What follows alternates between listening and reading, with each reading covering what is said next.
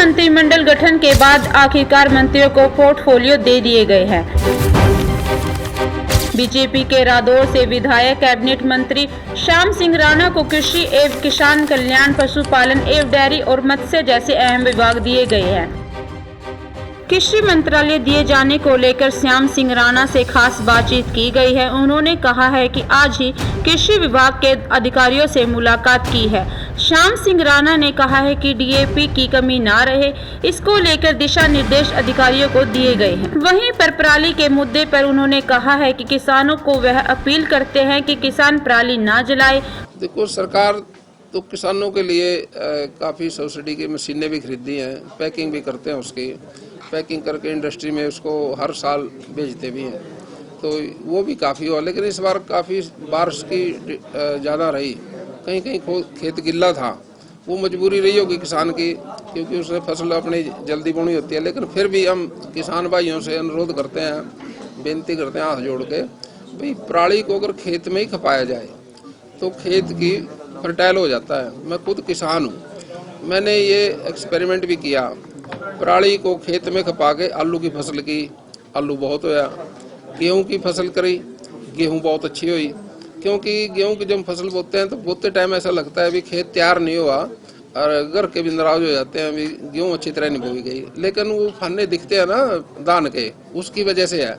लेकिन जैसे जैसे समय बीतता है, 21 दिन के बाद 25 दिन के बाद गेहूं का पहला पानी आता है, तो पानी के अंदर वो पराली बैठ जाती है कुछ, तो फिर गेहूं नजर आने लग जाती है। जब दूसरा पानी देते हैं तो पूरी तरह से पराली खेत में समा जाती है और वो गेहूं का रंग जो है काला होता है। गेहूं अच्छी होती है उससे। इससे किसान भाइयों से हमारा अनुरोध है, आप ये ट्रायल करके देख लें, पराली का खेत में खपाओ और उससे फसल ज़्यादा होगी। आपकी आलू की फसल भी ज़्यादा होगी और जो सब्जी करोगे वो भी ज़्यादा होगी, गेहूं करेंगे वो भी ज़्यादा होगी। और दूसरी तरफ हम पैकिंग करते हैं, इसकी सेल करते हैं इंडस्ट्री में ले जाके, वो भी एक उद्योग के रूप में इसको लेना चाहिए और सरकार इसमें पूरी तरह से मदद करती है। हरियाणा सरकार पूर्ण तौर से किसानों के साथ है और 24 फसलें एमएसपी पे हमारे मुख्यमंत्री नायब सैनी जी, हमारे कृषि मंत्री देश के जो हमारे यहाँ, वो भी इस बात से सहमत हैं भाई हरियाणा प्रदेश ने बड़ा अच्छा काम किया। पूरे नंबर 1 पे हरियाणा प्रदेश आज नायब सैनी के नेतृत्व में।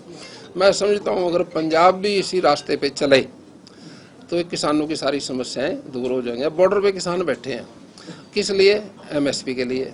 अब एमएसपी हरियाणा में तो सारा सीएम साहब ने कर दिया, तो पंजाब सरकार भी कर दे तो दिक्कत खत्म हो जाएगी। उन्होंने करना चाहिए ये काम, तो मैं समझता हूँ भाई पंजाब सरकार ने स्टेप उठाना चाहिए। पंजाब के अंदर हमारे से ज़्यादा दान होता है, क्योंकि हमारे से बड़ा प्रदेश है वो, और दान का रकबा भी ज़्यादा है, तो उन्होंने भी इस बात पे गौर करनी चाहिए, अपने किसान भाइयों को समझाना चाहिए। मंत्री जी, अधिकारियों के साथ बैठक की आज आपने, कुछ चार्ज लेने के बाद अधिकारियों के साथ अब बैठक करेंगे, आज तो आए हैं। सर, जिस तरीके से दिल्ली सरकार आरोप लगा रही है कि जो दिल्ली के अंदर पोल्यूशन हो रहा है उसके लिए हरियाणा जिम्मेदार है, वो पराली का धुआं भी जा रहा है और यमुना से जो गंदा पानी जा रहा है उसके लिए हरियाणा को जिम्मेदार जो है दिल्ली की मुख्यमंत्री आतिशी सिंह कह रही है, तो इस पर आप क्या कहेंगे सर? देखिए, बहन जी को दिल्ली के मुख्यमंत्री जो खेती के बारे में उसको ज्ञान तो है नहीं, वो चाहे दिल्ली के मुख्यमंत्री भी है, वो उनकी समस्याओं के बारे में उसको ज्ञान नहीं है। दिल्ली में कोई लंबी चौड़ी खेती तो होती नहीं। हमारे यहाँ एग्रीकल्चर का जो सिस्टम है हम अच्छी तरह से समझते हैं उसको, और किसान तो हमेशा देशभक्त है, अन्न पैदा करता है वो देश के लिए। हम चाहे कुछ भी करें, रोटी तो चाहिए, कहाँ से मिलेगी? किसान से मिलेगी, और किसान करता है उसका ख्याल भी रखना चाहिए। ऐसी बात नहीं है किसान कोई राष्ट्र विरोधी नहीं है, वो तो मजबूरी में कोई स्टेप उठाता है तो अपनी फसलों के लिए उठाता है, खेत बोने के लिए। वो कोई ज़्यादा किसी दुर्भावना से नहीं काम करता कभी। सर, अब तक कितने मामले जो हैं वो लगातार ऐसी खबरें निकलकर सामने आ रही कि पराली जलाने वालों के खिलाफ एफआईआर जो है वो रजिस्टर की जा चुकी है? कितनी एफआईआर रजिस्टर की जा चुकी है अब तक? देखिए, मैं समझता हूँ सुप्रीम कोर्ट के देश की पालना तो करनी पड़ेगी, सरकार चाहे कोई सी भी हो। अब हरियाणा सरकार भी सुप्रीम कोर्ट से बाहर तो नहीं जा सकती, वो जो कहेगी वो तो करेगी। लेकिन कोई मजबूरी में कोई आदेश की पालना करते हैं, लेकिन हम किसान विरोधी नहीं है, किसान के तो साथ खड़े।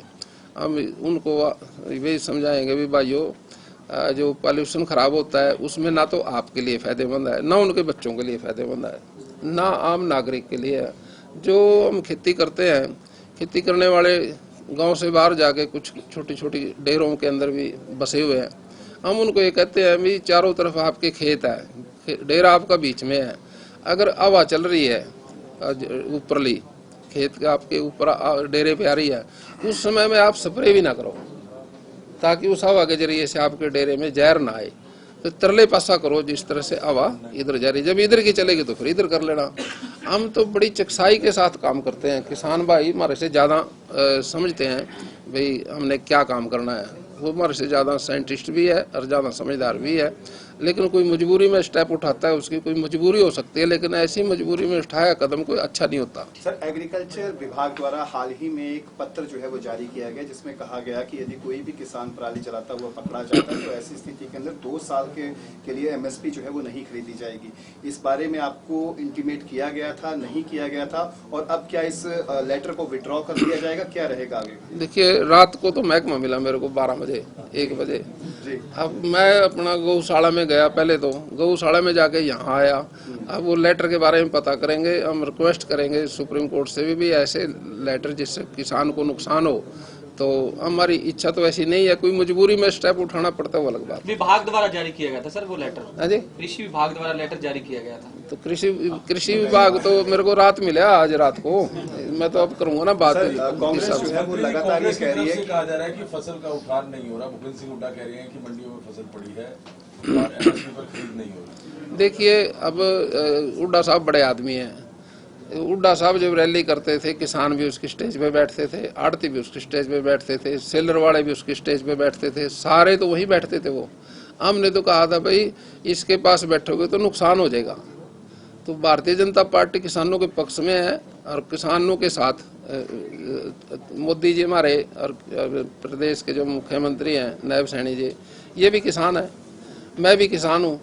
अब जितनी मैं समझता हूँ और जितनी नायब समझते हैं, इतनी कोई दूसरा मेरे ख्याल का नायब सैनी जी हमारे जो छोटे भाई हैं वो भी किसान की बात को समझते हैं। हम किसानों के पक्ष में है, किसानों के पक्ष में ये सरकार है। पूरे भारतवर्ष की कृषि प्रधान देश है, कृषि हमारा सबसे बड़ा सेक्टर है जिससे अन्न पैदा होता है। इसके बरखिलाफ सरकार कोई काम नहीं करती, लेकिन सुप्रीम कोर्ट का कोई आदेश है उसकी तो पालना मजबूरी में करनी पड़ती है। सर, हाल ही में पंजाब के अंदर जो है वो फुट एंड माउथ की बीमारी जो है वो वायरल हो चुकी है। किसान जो पशु हैं उनको मुंह की और खुर की बीमारी जो है वो जारी हो चुकी है। उसको लेकर अलर्ट जो है वो पंजाब के अंदर जारी किया जा चुका है। अगर हम अब हरियाणा का जिक्र करें तो हरियाणा में इसको लेकर क्या कुछ स्टेप्स जो है उठाए जाए? देखिए, ये सीजनल बीमारियां पहले भी होती थी, मुंह खुर की बीमारी कोई नई नहीं है। ये तो हम जब गांव में अपने पशु देखते हैं तो मुंह में जुगुड़ आ जाती है, उसके मुंह की बीमारी है, मुंह खुर की खुर भी उसके खराब हो जाते हैं। ये हमारे जो वेटनरी डॉक्टर हैं, हम उन्हीं के पास जाके उसकी दवाई लेके आते हैं, फिर वो ठीक भी हो जाती हैं। अलर्ट तो सतर्क रहना चाहिए, किसान को नुकसान ना हो। पशु का बीमा भी है, अगर कोई इस हालात में पशु डैमेज होता है तो उसको बीमा के जरिए से बचाया जा सकता है, उसको उसका पैसा उसको पूरा मिलेगा। एफआईआर दर्ज होने के बाद हम कोई किसानों के साथ बैठक की हो या करनी हो, आगे कोई आशा हो उनके साथ, उनको समझाया जाए? नहीं, चलो आप कह रहे हो, एफआईआर की बात कह रहे हो, सुप्रीम कोर्ट के आदेश कोई ऐसा है सख्त, तो सरकार तो सुप्रीम कोर्ट के आदेश की पालना करती है। लेकिन हम किसानों के बरखिलाफ नहीं है, किसानों के तो पक्ष में ही है, उनकी मदद के लिए 24 घंटे तैयार हैं। ठीक है सर, धन्यवाद।